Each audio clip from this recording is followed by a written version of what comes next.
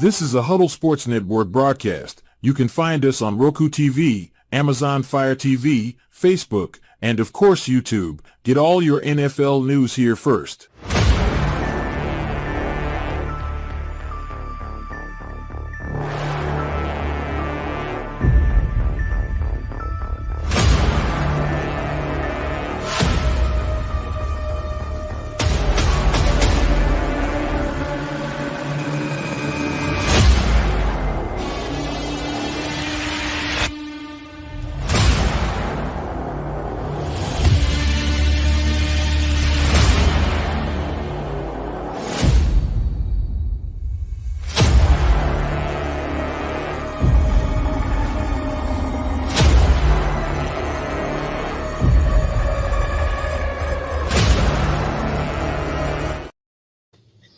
Hey, good morning. It's Halas Hall Report. It's Sunday. It's football. It's game week.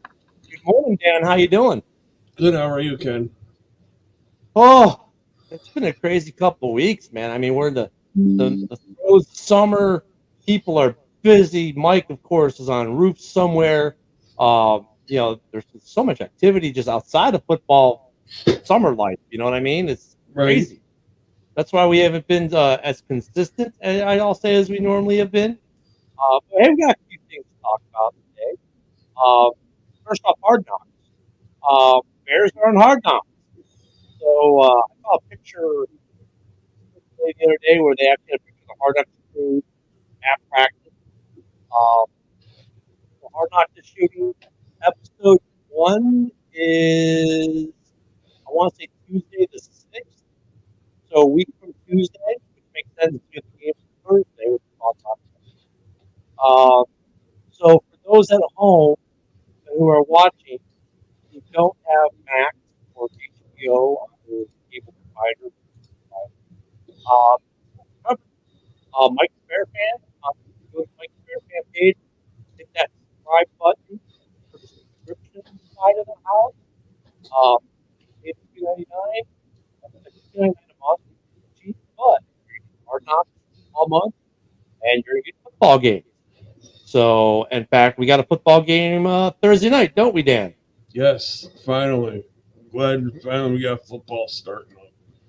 So we know Billy, the fence guy, is going to be there. A couple, I'm wondering how many other Bear fans are making the 6-hour drive to watch 3 Chicago Bears get enshrined in the Hall of Fame. Hester, McMichael, and Peppers. Even though Peppers will go in as a Panther, but we get credit for him. So does Green Bay, unfortunately. But yeah, we'll have that going on this week. So we got a lot of stuff going on this week, man. Holy crap, we got a lot going on. We got 3 Bears going to the Hall of Fame. We got the Hall of Fame game, and then a week from Tuesday, we got Hard Knocks debuting.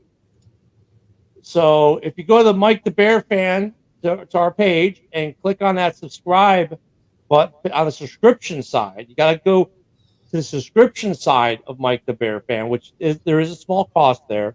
But we'll have Hard Knocks next week, most likely Wednesday or Thursday. It depends. There's some logistics there. But we'll have the game this Thursday. And we should be good to go there. I mean, I don't know. I'm looking forward to Thursday. What are you looking to see Thursday night, Dan, out of this Bears team for the first preseason game? I'm hoping to get to see Caleb Williams for at least a few plays, maybe at the most a first quarter. I would think that they're going to follow the typical, like Stroud and Caleb will each get a series. Right. And that's about it. Now you hope it's more than a 3-play series. But yeah, I don't think the starting offense and starting defense doesn't get much time, do you? No. A bunch of Tyson Bagent, a bunch of Ripken. What about receivers, though? Do you think Rome might get some extra time? Maybe. Nice to see, just get a look at. I'm not expecting much from them right now, but nice to see, nice to see Rome out there. Maybe a little longer than Caleb will be probably. I mean, yeah, they don't want to give the Texans too much because we play them in week 2. Right. So you don't want to keep your guys on the field too much because it's not as much about tape as the guys on the field say, "Oh, I started playing against this guy a couple weeks ago and he did this." So you don't want any of that. So I think both teams are being very, very conservative with the starters and maybe even the backups. We might just see a lot of third, fourth, and I hope I make a team guy. Right. Well, we see a lot of the hope I make a team guy. A lot of them. Yeah. So, it's hard with preseason not to get hype. I mean, I get it. You already seen the hype videos go out like that. Did you see that one? It was an off-platform, really on the pocket, off-platform, sidearm kind of throw that he made to Keenan Allen. The Bears released the video. I mean, it looks great. And it makes you go, ooh, see this in Chicago much. But it's like, Right. it's preseason, man. It's practice. I mean, I last year at this time, let's see if Mike's camera shows up there right now. There he is. Hey, it's Mike. Hey. But so we're talking about Thursday night. What do you expect for Thursday night? Not much. I think Caleb's probably gonna get a couple drives, and that's about it. Maybe a quarter. I don't expect too much. Oh, you think maybe a quarter? Yeah, maybe. Yeah, if the drive takes a quarter, maybe. I think it's one drive. Because remember, we play these guys in week 2. So you don't want to show much. I don't expect a whole lot. I expect Bajan to handle most of the game, and who's our third? Ripken. Brett Ripken. I expect Ripken, him to and play then there's another guy too. Yeah. I think we'll see a lot of hopefuls for the most of the game versus, I mean, at least it's football. We get to watch football and talk about it, next Sunday and on the morning show the next day on Friday. But, I mean, I don't expect much. I'm just happy to see football. Yeah. I mean, look at. I know there'll be some fans that are going to be proclaiming the basement Packer fans after the game, and there'll be other fans, the Pale Go, who'll be proclaiming, Super Bowl. Calm down. It's like I love how we're in practices and preseason, and teams are, oh my God, we're destined to be Super Bowl because we look. Packer fans like our defense looks so awesome in practice now. This new defense, they're swarming the ball. Josh Jacobs is having a hard time running there. That was Rob on the rant on the show prior to us on the network. And I'm like, listening to Rob say that, I'm like, okay, well, there's two things there. One, you've got a running back who is probably not in his prime anymore. And it's going to take him a couple weeks of camp to really get the motor going, right? I mean, because it's not like he's trying to break rushing records at camp. And 2, you got a brand new defense. Of course, it looks great when they're just playing against a plain Jane offense where they're not really doing much yet. Right. Yeah. I love the. We saw that with Maggie who's taking Montez Sweat out because he almost hurt Caleb. Yeah, I heard he got. That's another thing though. I like it though in a way because his juices are flowing. He's playing. He's Pete Rose in it. He's like, you don't come just to participate, you come to win. And it's not like he was purposely trying to hurt the kid. No. He was just playing. And he was playing football. And so from that aspect, I like it. From the other aspect, like, hey, he's got the red shirt on, man. You know what I mean? You don't hit the guy. So I get it. I mean, so it's a 50-50. You love it and you hate it at the same time. Does that make sense?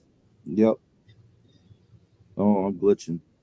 I mean, this defense is I mean, look, I know we've been hype on the offense all year because, Keenan Allen, Roma Dunze, getting Caleb, adding another good tight end, adding some new centers for the O-line to maybe shore that O-line up. There's a lot to be excited for, but I'm excited for this defense. Yeah. I'm just wondering when's Foles going to drop a contract on someone and bring in another edge rusher. I don't think he is. I think he's gonna go on with what he's got, or wait till end of training to somebody cuts. I know we were attached to 2 different edge rushers, Yes. and one of them already signed. He signed with Miami. The only one out there that we were still kind of attached to by the media was Ngakoue, was Yanni.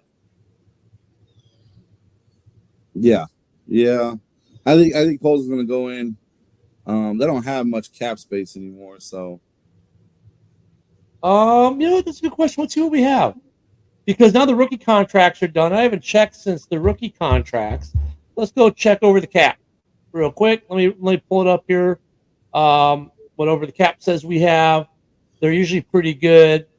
We have 12.2 mil in cap space right now.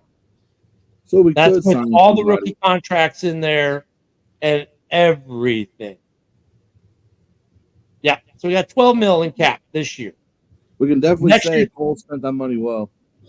Next year we have 47 mil in cap, based on the cap today. But that's going to change, obviously. It's funny. This team, if you look at how much money we spent on the offense, we've spent 135.9 mil. On defense, 124.4 mil. Pretty evenly spent. And we've got 8 million in special teams right now. Montez Sweat is the highest cap number on this roster, followed by Keenan Allen, Tremaine Edmonds, DJ Moore, Jalen Johnson, Cole Kmet, Nate Davis, DeMarcus Walker, TJ Edwards. Then comes in Caleb Williams. DeAndre Swift is down there, actually. Wow, his cap number is only 4.7. Or no, I'm sorry, it's 5.8. So, I mean, we've got 12 million in cap space. So, yeah, they usually like to keep out that right around that open for injury, contract, trade deadline. Maybe you're right. Maybe we do stand pat with only 12 million in cap. Well, you got to take away also take into effect how much you're going to get when you make cuts, but it's not going to be much. Maybe a couple $1 million. Maybe end up with 14 or 15. Yeah, I don't know if that cap number. Yeah, that cap number is with everyone, isn't it? Yeah. So you've got looking at. Oh man, there's a lot of guys that you're paying, and there is dead cap to some of them. So the top 51 cuts off Sanborn, Jalen Jones on down. So you've got a lot of guys who are about $1 million per. So if all these guys get cut, there's at least 20 million there. But then you take some dead cap. Let's see, 1, 2, 3, 4, 5, 6, 7. Oh, let me just show you guys this. Instead of me just telling you, let me show you.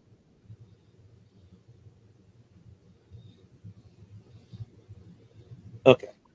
Here is the Bears over the cap page. You guys see where I'm at? All right, so here we go.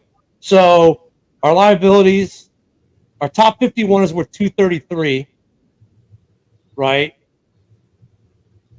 So Right. actually, that cap number at 12 million is based off the top 51, isn't it? Because that'd be 245. So maybe there's 5 million. See these other.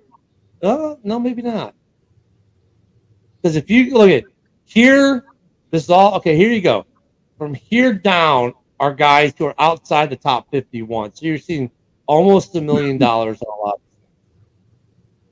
right? At least 900K. Now we're getting a little bit cheaper towards the end. So if all those guys aren't on this top half, which Jalen Jones, does he make the roster? Yeah, he'll make the roster. So that means someone up here.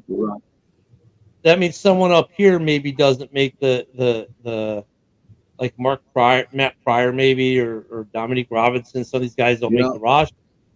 So that this number here, what we're saying could possibly change.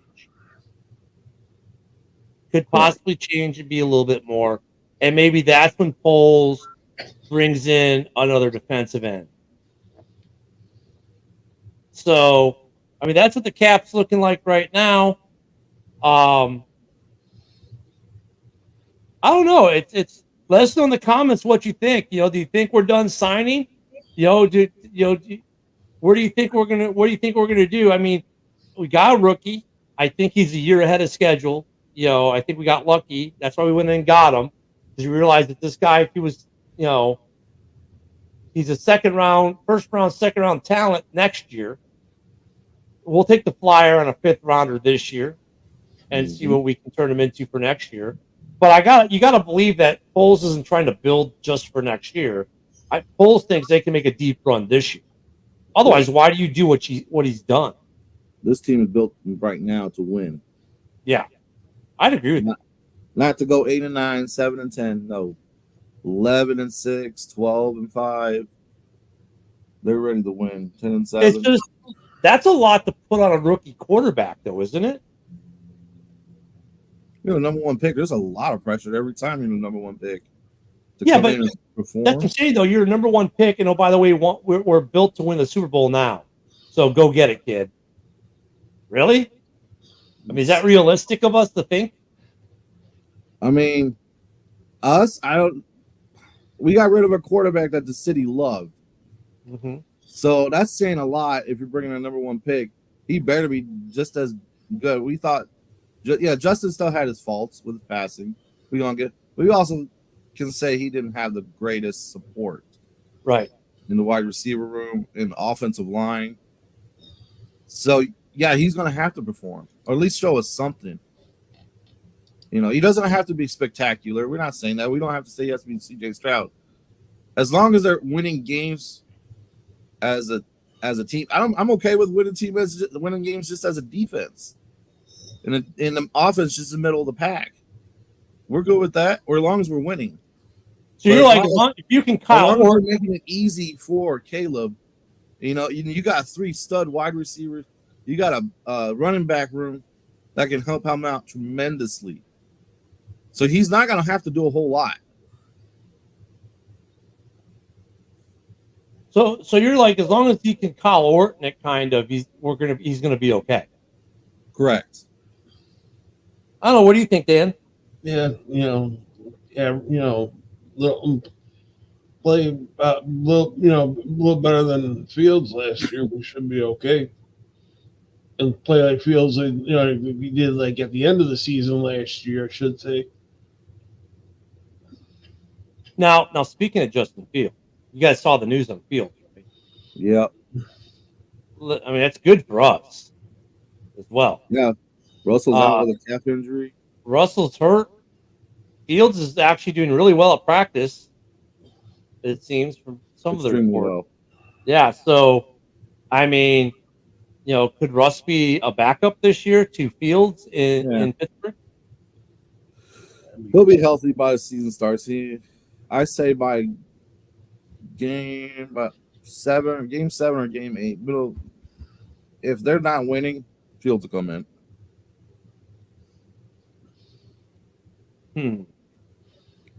If they're 2-6 or 3-5, they'll switch to Justin.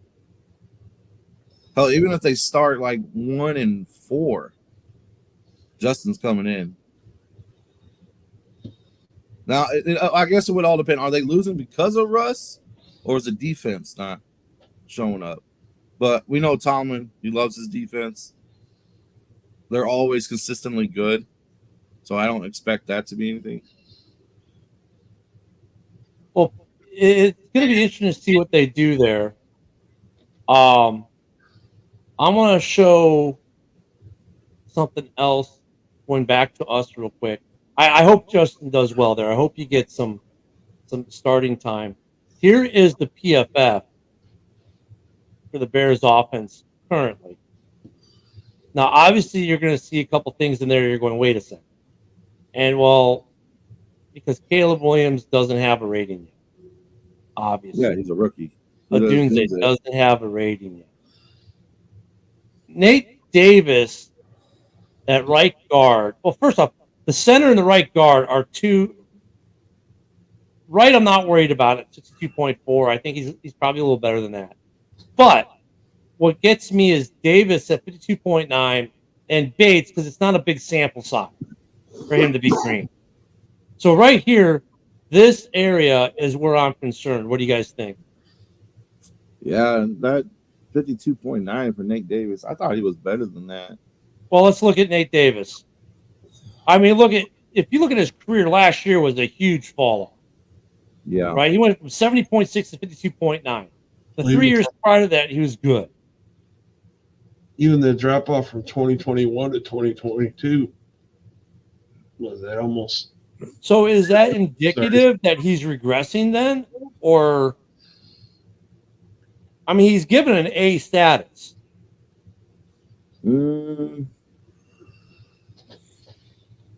This concerns me here.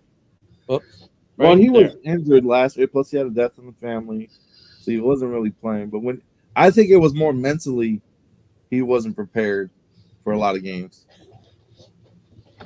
right? And then he did have a death in the family, so that made me messing with him on the line. That's not what he's worried about. His football. He's worried about his family.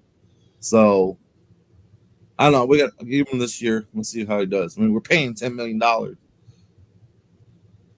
And Ryan Bates, I mean, look, we tried to get him 2 years ago, right? But look at his 2023 snap, a total of 35 snaps. That's it. We tried to sign him away from the Bills 2 years ago after this season right here.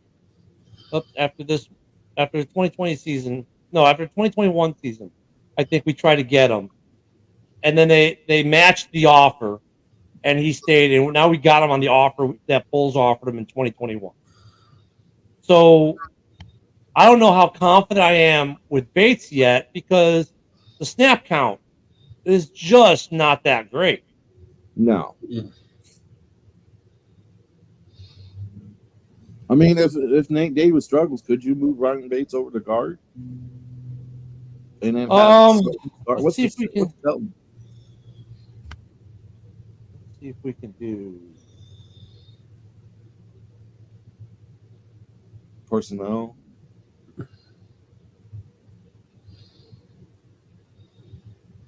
I don't think we can. Let's see if we can. I don't think we can just do depth at center. Unfortunately, I can, but I have to play with this some more. Here we can look at the roster here. Hold on, do it this way. I think I can do it this way. It'd be easier. Yeah, position. Okay, so now we can go to centers. So here are our centers. So, Jerome Parvin, Doug Kramer,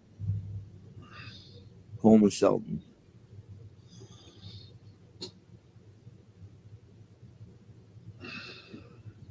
See, they have Bates as a guard, which is interesting. Yeah. If Nate Davis struggles, you could theoretically put him over, but now you're looking at the center position. Coleman and do Shelton. you want a carousel of centers with a rookie quarterback? No, I want the veteran. And Ryan Bates, only 35 snaps at center, is not a veteran at center. No, not really. How many snaps does Coleman Shelton have at center? All right, let's bring him up.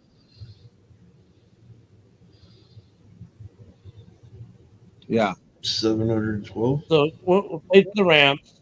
Last year, quite a few snaps. I don't know how many of them were at center, though. But a good. This is passing and running snaps, so. And he's played center. Yeah, but he could have been playing at the guard or something. Let's assume center. Not a bad grade, but terrible. Look at his pass block grade, though. Yeah. I mean, that's almost where we were last year. But it is that veteran presence. Maybe it's the O-line. I don't know. The Rams O-line was pretty good.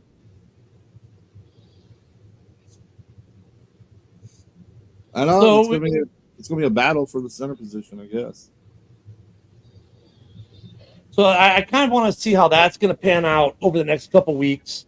I mean, obviously, we're not going to get answers Thursday. Look, if you're going to watch Thursday's game and think you're going to get answers, you're not. No. I'm going to tell you that right now. We are not going to get any answers Thursday. We're going to get some looks. Something maybe hopefully be excited about, but I wouldn't get too excited. I mean, honestly, I'm just happy that there'll be a game on. Yeah. It's not going to be a good game, probably. I mean, it's going to be good because it's football, but it's not going to be a high quality NFL football game. Put it that way. Not gonna be like week 2 when we face them. Right. Yeah, it's going to be different. And that's the other thing. It's weird that we have the Hall of Fame game against the team we're playing in week 2. That's Could they not have scheduled someone else? right. You know what I'm saying?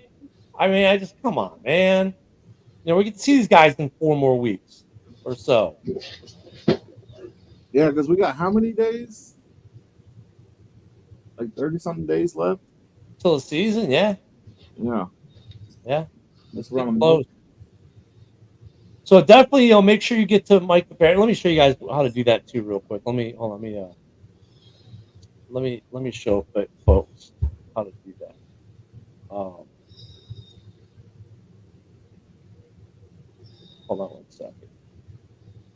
Let me get to the Mike the Bear fan page and show you guys what I'm talking about. Because some people are like, well, I'm on Mike the Bear fan. Well, there's 2 ways to be on Mike the Bear fan. Give me 1 second. Okay. Close that messenger. Okay. So, when you're at Mike the Bear fan, there you go. Oh, that's not the page. I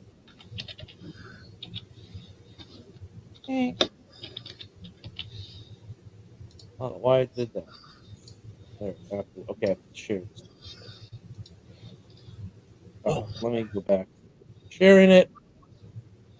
There, I shared you the wrong screen. There we go. All right, so when you go to Mike the Bear fan, here you're on Mike the Bear fan. Now, obviously, this looks different because I'm a manager for the page. However, when you just go normally and you like and follow the page, you see this here, subscribe. Click on subscribe. You click on it again, you see it's $2.99 per month. You can cancel at any time.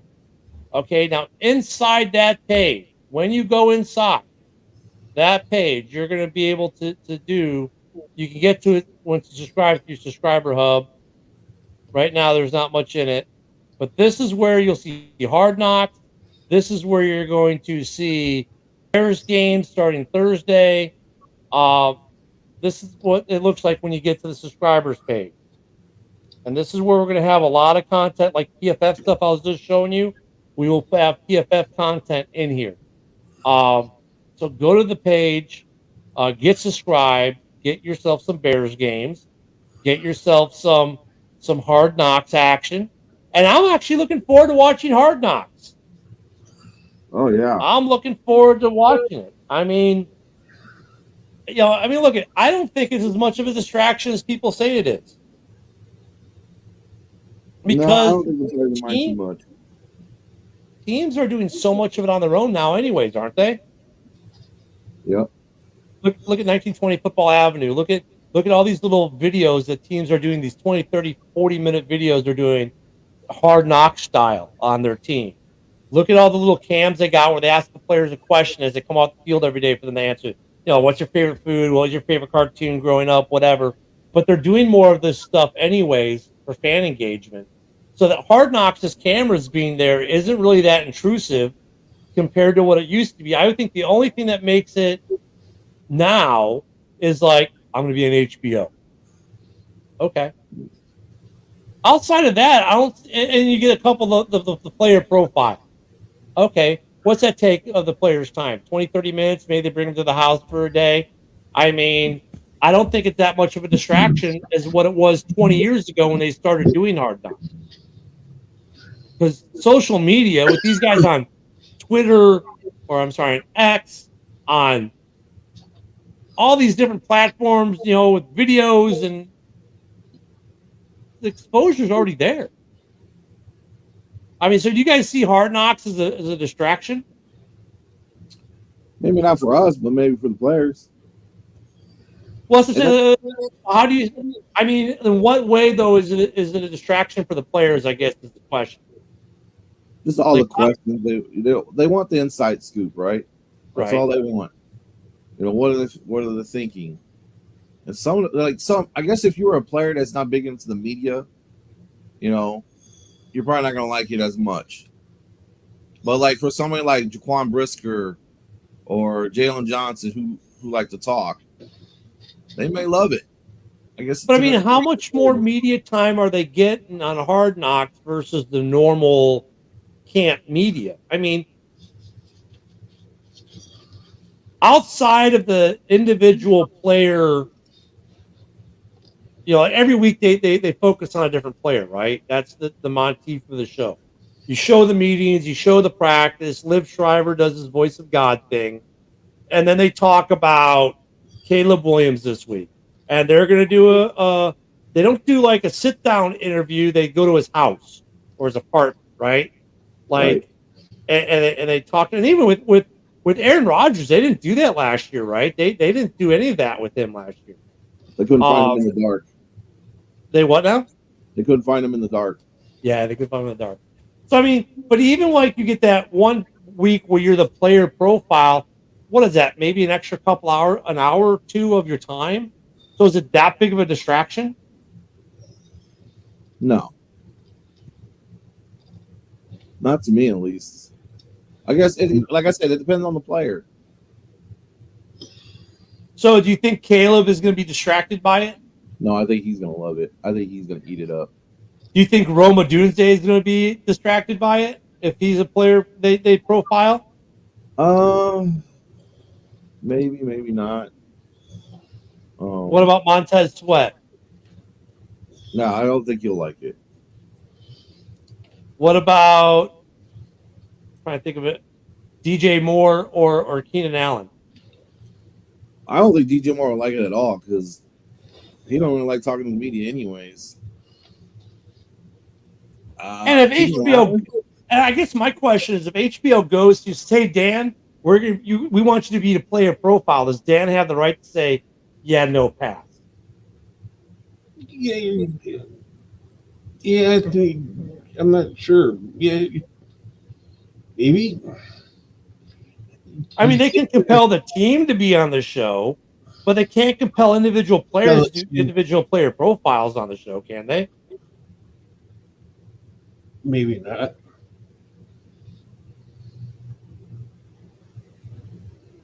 I'm looking forward to it nonetheless. I don't think it's as a big of a distraction now as it was, say, 20 years ago. I think a lot of that's because of social media.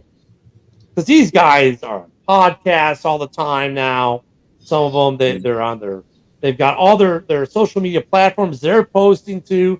The team is posting more to social media platforms and making YouTube videos and everything else. So, I mean, I don't know if it's this big, huge distraction. Yeah, but when they're doing podcasts, they're doing with former players or friends of theirs. These are people they don't really know. Yeah, but I mean, for the half hour, an hour.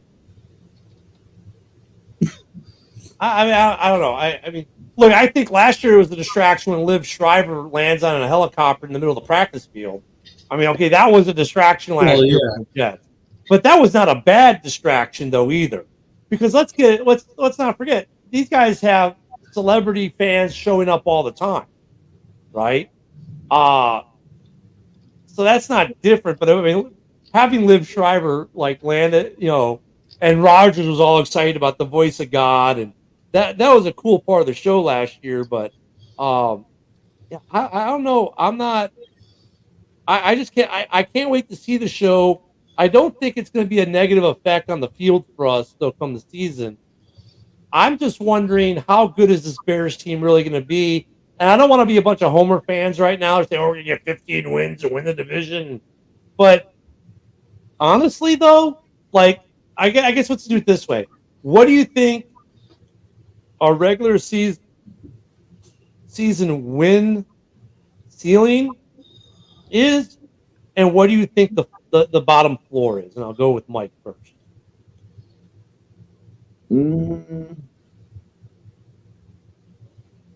Wins and losses. 10-7. 10-7. Is your no? I mean, give me your ceiling. Okay, we'll do 3 of them. And look, I know this is going to change throughout the next couple of weeks as we see things, right? But as of today, give me your most wins you think they can get, the least amount of wins they might possibly get, and then what you think the record's going to be if you're predicting it today.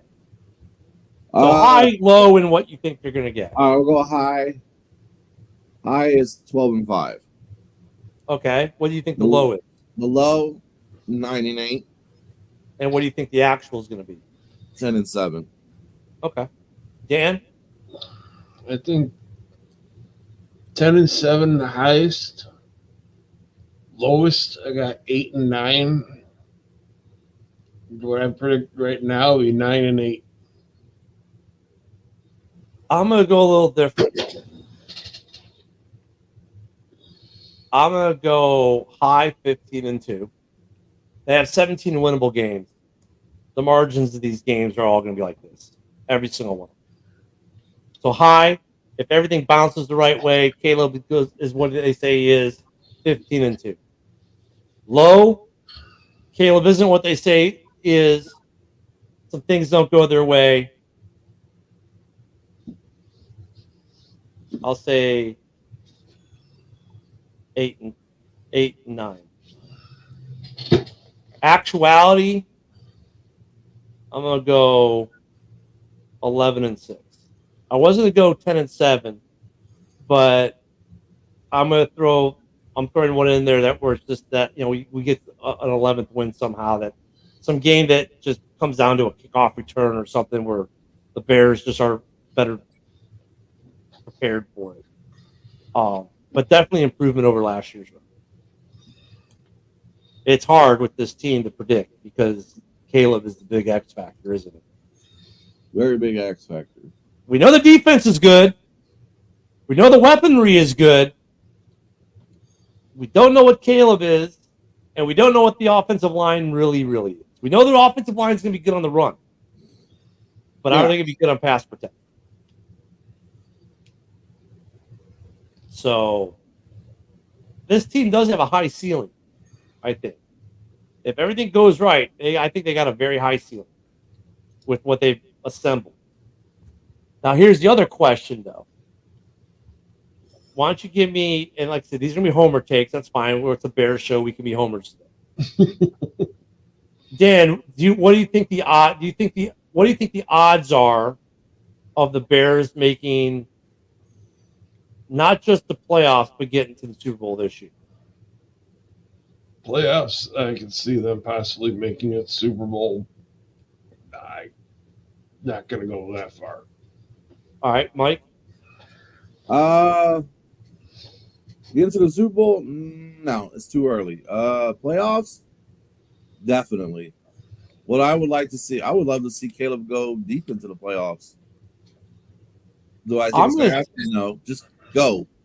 Anybody who goes to the playoffs has a Super Bowl chance. Yeah, I agree with that. I think they got a good chance. The way they built this team to win now, and if Caleb is in fact that last piece of the puzzle that we needed, I don't see any reason why they can't make a Super Bowl run. This is a complete homer take, but if everything is if Caleb comes out and he's playing like C.J. Stroud did last year, or even in that ballpark, in that conversation, with the weapons he has and with the defense we have, barring injuries, there's no reason why this team can't make a Super Bowl if Caleb is what they say he is. He doesn't even have to be totally what they say he is. He's 3/4 of what they say he is. This is a Super Bowl team. If he's half of what they say he is, they're a playoff team. If he shits the bed and is a quarter of what they say he is, we're hoping for a wild card. Yes. So it's hard. It's going to be hard because, the other fan bases are going to try and nail us to the wall on a prediction. Well, here's the thing. If Justin Fields is on this team, are we a playoff team? Yeah. Yeah.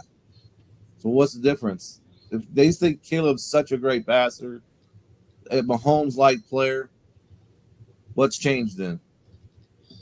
If they think that's what they believe. And look, for me, I've been saying this on the morning show, like after we made the trade, which I wanted to keep Justin, but they made the trade, so now I have to shift gears, right? Because you're waffling. No, my GM made a change, so now I have to go with his change, right? I wanted to keep Fields, make no bones about it, but Pohl said nope, and my reasoning behind Pohl saying nope and making the trade was he had to think that either Caleb is just as good or better than Fields is currently, and or he has a higher ceiling than Fields. So for me, the justification for the whole trade and draft was that he's just as good or better. Right. So to me, they have to be a playoff team with him. They have to. And if he's as good as they say they are, if you're a playoff team, you're a Super Bowl contender. So there's no reason why they can't make a push for the Super Bowl. Because defensively, look at the other playoff teams. Who has a better defense than the Bears do in the NFC right now? Who do we think has a better defense than us? The Eagles. Green Bay? Do they? No. Does anyone in the division have a better defense than us? Right? Division. No. Okay, what about the AFC? What about the NFC South? Does anyone in the NFC South have a better defense than us right now? I don't know. Buccaneers, they're pretty damn good on defense. They just lost two of their best defensive players, though, and didn't replace them. Their stout defense, I don't know if they're as good as the Bears. The NFC East, okay, the Eagles have a good defense. Dallas has they were ranked 31 in the league last year. Are they really a good defense? Oh, no. No, that's it. That's about it. All right, what about the West? Niners. Got a good front four after that, a little suspect now. Yeah, other than that, that's about it. So now we look offensively. Wide receiving rooms. Who has a better wide receiving room in the NFC than the Bears do right now? In NFC or just in our division? Okay, we'll start with the division. We got the better wide receiving room for sure. What do you think, Dan? Best wide receiving room in the division? I got it between even maybe us and Green Bay, but I'm kind of happy you said that, Dan, because Green Bay fans are trying to go, wait a minute, we have a bunch of no-names, but they have a receiver by committee that really worked well for them last year. Right. So then you go back out to the rest of the NFC. The Eagles have a good wide receiving room. They got weapons for sure. San Francisco, if everyone plays and is under contract, they've got a good set of weapons. Arizona's not bad, but are they a playoff team? No. So, I mean, okay, tight end room. Where the Bears end up in the division is a little questionable. Maybe third or fourth. I don't know. I mean, after Laporta and Hawkinson, what do the other teams have? Not much. Yeah. We got the better depth. Cole Kmet, I don't know. Look, Laporta was a rookie year. I'm not ready to anoint him the best in the division yet. Show me 2 years worth. Kmet's only had one really good year, but he's been a solid tight end overall. He's a top 5 guy by a lot of people in the league. So that one's debatable, but you've got weaponry there. Running back room.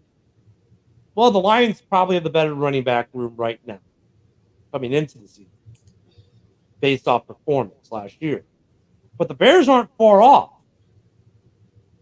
They were right there. They were number 2. They were 1, and then the Lions overtook them and became 1. So that's what I'm saying. Like, this is a team. If Caleb is good, doesn't even have to be great. He's good. They can make a Super Bowl. And look, it's been done by rookies as recently as Big Ben. Yeah, that's true. But that was, how long ago was that? What, about 15 years ago? Was Super Bowl 40? How long was Ben in the league? No, I don't even know that. What do you get, like 15 years? Maybe 15, 17 years ago. It was the Detroit Super Bowl, wasn't it? That was his rookie year. Yeah, I think in 40. So whenever, His first. yeah. So I mean, it doesn't happen often because before him, the last rookie quarterback in the Super Bowl was Dan Marino, I believe. So it happens every 20 or 30 years or so. Oh wait, we're in that window. It could happen. I think the problem is we all get these absolute thoughts like, oh, no rookie's ever going to a Super Bowl. Why not? It happens. It doesn't happen often. Not to say it can't happen this year. I don't know. Let us know in the comments what you guys think. Do the Bears have a legit shot at a Super Bowl? Like going to a Super Bowl this year? And would it be a year too early if they do? Would they be overachieving? If they go to the Super Bowl this year, no, it's not over. That's overachieving, yes. But why? Yeah. Why? Tell me why it's overachieving with everything else on this team. Is it strictly because you have a rookie quarterback that it's overachieving? Yes. Then you know you definitely got the guy. So then next year's it's Super Bowl or bust. I mean that's almost kind of like where you'd have to be. What I mean, look at they just made Jordan Love the highest paid quarterback in the league. Well, highest paid ish in the league based off 1 year of playing. Can you imagine if Caleb gets into a Super Bowl in his rookie year? What the ridiculous amount of stuff we're going to see in the offseason next year is going to be? I mean, I'm not saying it can't happen. I think it could happen with the team he's got around. With the team he's got around him. What other rookie quarterback has ever walked into this kind of situation as a starting right away? Brock Purdy didn't start right away. He came in because of injuries. So similar to a certain degree, but he didn't come in as the starter. Definitely not with the pedigree that Caleb comes in with. What other rookie quarterback has walked into a situation that Caleb's walked into? None. And there are some that have walked into as a first-year starter into similar situations. And what did they do? Well, Patrick went to a Super Bowl, or he went to a championship game and lost to Brady, right? No, it was Mahomes' first year as a starter. Did they go to the Super Bowl then, or was that the second year as a starter?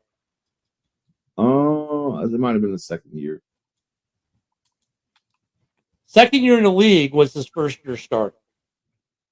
But so it's not out of the realm of possibilities, but I'm looking forward to it. Hopefully we'll see some of it, something good to talk about Thursday. Remember, we'll have the game on the subscription side of Mike the Bear Fan. I think it's otherwise it's good. Who's televising it for normal TV? Is it NFL Network? I think so. I know Peacock's streaming it.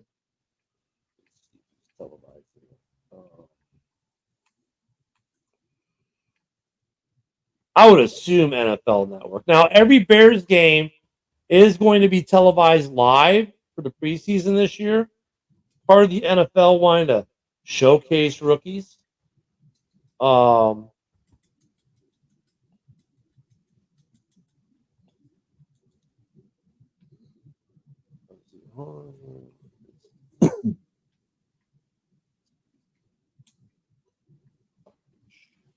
It is going to be, oh, geez.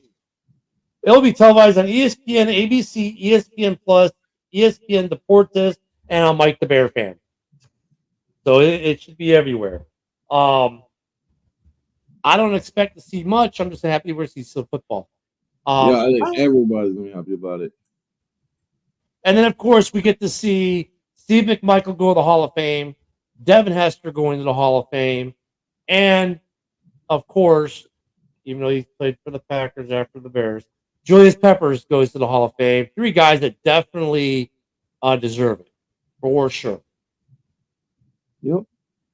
So a lot to look forward to this week. Of course, we will be on Wednesday night as normal. Sorry that we've been a little inconsistent. Yeah, the last couple weeks. Real life has happened. You know, we don't get paid to do this. We're just a bunch of, knuckleheads that like to talk football. So thank you guys who've been sticking with us, watching this stuff. But as the season goes on, we get back to being consistent. I know Mike told his boss, I will not miss more shows because he took a promotion. That's been part of the problem. But I'm not gonna. You can't fault the guy for taking a promotion at the job that pays his bills. This doesn't. So we enjoy you guys watching with us, whether you be on X, on Sir Rocker. Yeah, Vikings. God, they're gonna be. I feel sorry for them, man. Their whole they thought they had a plan. Then they have the most tragic of circumstances, right? They lose a guy to a car wreck who was even doing the right thing, right? And then you lose a guy to a torn ACL. Their defense just took a massive turn since the draft in the wrong direction. And I thought I still think they're gonna have a pretty good defense. Their front eight is still pretty damn good, but they're in a similar position we were 2 years ago. When polls just it's different. It's different though, dude. You draft the guy, he dies in a car wreck, and then you get one of your stud cornerbacks gets injured in camp for the season. He's out for the season. It's a little different, similar to a degree. No, I'm saying as a rebuild, they're rebuilding. Yeah, but they weren't doing a full rebuild though in many. No. I mean, they're going to be one of those teams where they're either going to look, if they win, it's because they're pressuring the quarterback. It's going to be feast or famine, I think, for that defense. They're either getting pressure or they're getting burnt. I think is kind of what they're looking at defensively. So they're going to be interesting to watch. The Packers are going to be interesting to watch because they're all hype about their new defense. I think by the time we get to them in week 11, their defense will actually be pretty decent. It'll be a lot better than what they were last year. But they're going to be interesting. Of course, see how Jordan Love plays now for the big contract. Can Detroit, how good are they compared to last year, compared to the division now? And then where are the Bears going to fall? I mean, we did a lot to this team. We're probably the most improved team in the NFL. That's no joke. How is that going to translate to on the field? We're going to have a fun season, man. This is going to be fun. I mean, every season's fun, but this one's showing a lot more promise, wouldn't you say? Yeah. Every Bears fan is going to be hyped, ready to go. I mean, when you look at the schedule, do you see any singular game where you say, yeah, there's no chance? Let's run down the schedule real quick. So, I think Texans definitely going to be hard, but we can win that game. That's winnable. I'm trying to see who else do we play. Do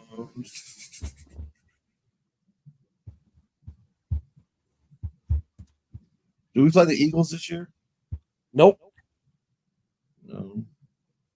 It might be just our own division then.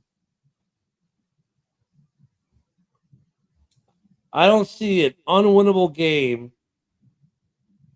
Hold on, I'm going to pull up the schedule here. I just got to get it set and I'll share it.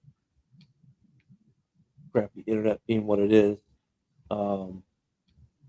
Show me the damn schedule. Every site wants to show me all this other crap besides the damn schedule. Maybe that'll show it to me the way I want to show it. There we go. Okay, let me get ready to show it. We've got a few minutes left, so I'll show it. Okay. Let's make sure it pops. Jesus, and then you get an ad. Okay, so we'll go week 1, Tennessee. That's a dub. Yeah, completely winnable, right? Week 2, Houston. Winnable. Challenge, Indy. but winnable. Indy. That's a winnable game. The Rams. That's winnable because they got rid of Aaron Donald retired. So I'm interested in what their defense is going to play. That's Panthers. Easy Winnable. dub. Jacksonville and London. That's a dub. Bye week, then the Commanders. Yeah, no, that's a win. Cardinals. That's a win. Pats. That's a win. Now we get to the hardest stretch of the season, the final 8 games. 6 of 8 games are division. Green Bay at home. My birthday weekend. That's winnable. Minnesota, the following week at home. Winnable. Short week, Detroit, Thanksgiving. Winnable. 49ers in San Fran on a mini bye week. That's the game right there. That's still winnable, though. Their defense is not. It's a hard game, but it's a game you can win. Look at the Green Bay Packers and the Lions showed. I mean, they were 1-score games. They're winnable games. Then you got Minnesota, Detroit, Seattle, Green Bay, all winnable. That's what I'm saying. You have 17 winnable games. Some of them are going to be really hard. The 49ers, that's going to be a tough game, right? Houston, yeah, that's going to be a tough game. Their home opener too, right? That might actually work in your favor being their home opener. I don't know. But, I mean, there's a lot of tough – there are a couple really tough games on the schedule, but they're winnable. When was the last time we looked at the schedule? Because if this were last year, you might get to this game here, December 8th, and go, not a freaking chance. You might look at the Rams last year and go, not a freaking chance. Or the Jags. That's not the case anymore with this Bears team. And here's the thing. When you look at Green Bay's schedule, you look at Detroit's schedule, you look at everyone in the division, you can do the same thing with all 4 teams. All of them have winnable games. It's going to be a fun-ass division. It's going to be a fun Bears team to watch. Now, I say this, and I want to say this. Don't get your hopes up too high. We still got a rookie quarterback that we don't know much about as far as how he's going to play. But right now, they look all winnable. But if we go 9-8 or 10-7, it's not a bad year. If we go 9-8, it's not a bad year. No. That's a winning season. Yeah. You know, let's not get too hyped. Let's not overhype ourselves a little bit. I mean, there's some room for heartache in there for sure. But I mean, realistically looking, they got 17 winnable games. Unless you ask the Packer fans, then they say John Dorn's like, oh, the Bears will only win 5 games, but he's a homer Packer fan anyway. Love John, but he's just going to say it to say it. He thinks we're going to finish in the basement. But you know what? 10 wins could get you the basement in this division.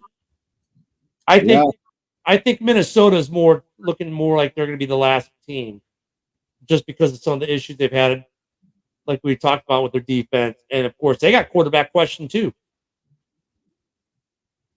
And no one's really hyping Sam Darnold or JJ McCarthy, so going to be interesting. So join us Wednesday night for Halas Hall Report. We'll be getting ramped up and ready to go for Thursday night's game.